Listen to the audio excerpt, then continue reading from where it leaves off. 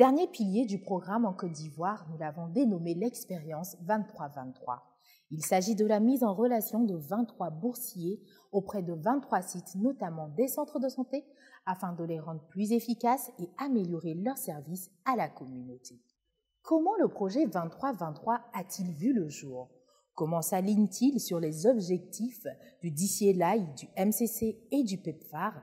Josh Powell, qui nous le rappelons, est le CEO de Development Gateway, nous répond à ce sujet. One of the exciting initiatives that we've done over the past 12 months has been what we call the 23-23 program.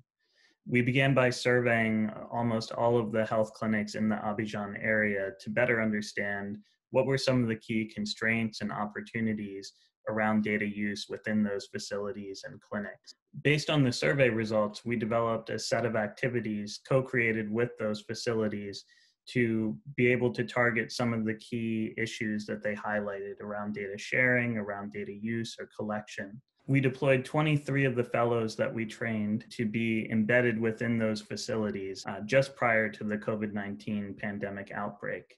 When those fellows had to pivot because of COVID-19, they continued to provide remote support to those facilities, whether it was training or analysis, or supporting the development and the design of different dashboards or analytic tools. Our team also developed some simple dashboarding tools that have been deployed to support really challenging issues around appointment management and preventing the loss to follow-up of treatment to persons who are HIV and AIDS positive. The objective is really to build a culture of data use, and we're currently undergoing an end-line survey to better understand what were some of the changes that have taken place in the facilities where this program was implemented and comparing them against 23 similar facilities who did not receive the same basket of resources and activities. Sur quoi l'expérience 23-23 est-elle axée? Y a-t-il à ce jour des résultats? Et si oui, quels sont-ils?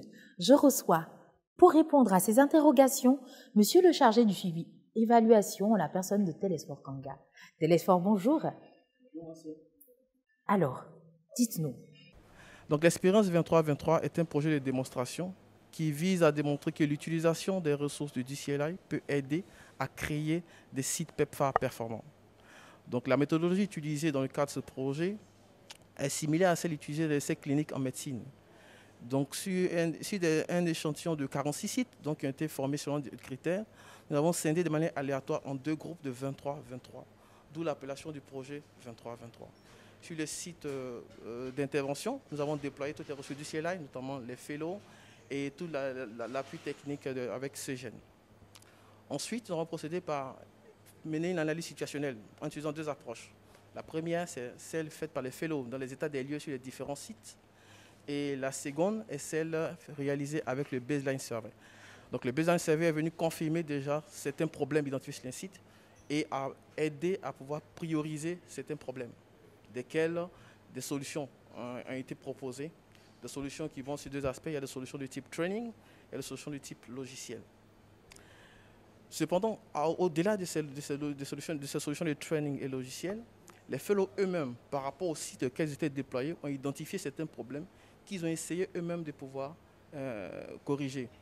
C'est-à-dire, toutes ces solutions qui sont déployées ont été classées dans la catégorie de ce qu'on appelle les mini-projets. Donc les mini-projets sont des solutions qui sont spécifiques à chaque site, tandis que les solutions qui ont été identifiées lors de l'année situationnelle sont des solutions qui sont générales, donc qui sont propres à tous les sites.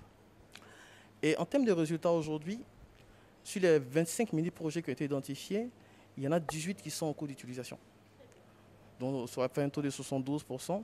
En termes de solutions, en termes de solutions globales, les solutions sont au nombre de 7. Il y a eu 3 trainings qui ont été donnés dispensés aux différents agents de ces sites-là, et 4 solutions logicielles qui ont été développées et aujourd'hui qui sont en cours de déploiement. Les premiers résultats que nous avons des sites-là sont encourageants parce qu'on a senti l'engouement des sites par rapport au projet et ils ont vraiment aimé la présence des fellows sur les sites.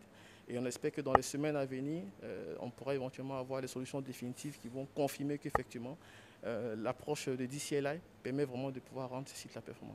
Donc la méthode d'évaluation, il s'agira juste de regarder les changements qui ont eu lieu sur les sites de contrôle, sur les sites d'intervention par rapport aux sites de contrôle. Et si ces changements-là sont pertinents, on dira que c'est l'action de ces actions sur ces sites-là qui a permis de pouvoir améliorer ces performances. Et donc, du coup, pouvoir dire que ces solutions-là permettent vraiment de pouvoir améliorer les sites. Voici un peu ce que je peux dire par rapport à l'approche utilisée sur le projet 23-23. Je suis donc avec Madame Niagbé, coordonnatrice du centre de prise en charge Centre Plus, qui est de l'organisation Ruban Rouge. Vous êtes là en tant qu'organisation bénéficiaire de l'expérience 23-23. Alors dites-nous, comment, dans un premier temps, s'est faite la mise en contact et aussi comment est-ce que vous avez vécu la réalisation de cette expérience?